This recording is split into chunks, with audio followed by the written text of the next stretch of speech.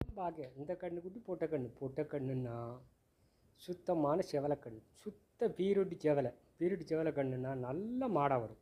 சுத்த பீருட்டி செவலை மாடாக வரும். நல்ல கன்றுக்குட்டி, சுத்த செவலை கன்றுக்குட்டிங்கும்போது சுத்த செவலை மாட்டு புள்ள தான் இது. நல்ல சுத்த செவலை கன்றுக்குட்டி, தரமான கன்று. வளர்த்தோம்னா நல்ல ஜர்ஜி மாட்டில் முக்காத்தரத்து மாடாக வரும். ரெம்பையும் பருங்குட்டு மாடாக வராது, ரெம்பையும் பொடி மாடாக வராது, முக்காத்தரத்து மாடாக வரும். தரமான மாடாக வரும். ஒரு 5-10 லிட்டர் கறக்கும். இது மாடாக வந்தாலும் நல்லா அந்த மூஞ்சி அந்த வளைஞ்சிருக்கா, நல்ல இனம்னா அந்த நல்ல ஜாதிக மாடுன்னா அந்த கன்றுக்குட்டியே மூஞ்சி வளைஞ்சிருக்கும். அந்த மூஞ்சி வளைவு, நல்ல கலரு, நம்ம ஜாதி கன்றுன்னு கண்டுபிடிக்கும்போது இந்த மூஞ்சியை பார்த்துக்கலாம்.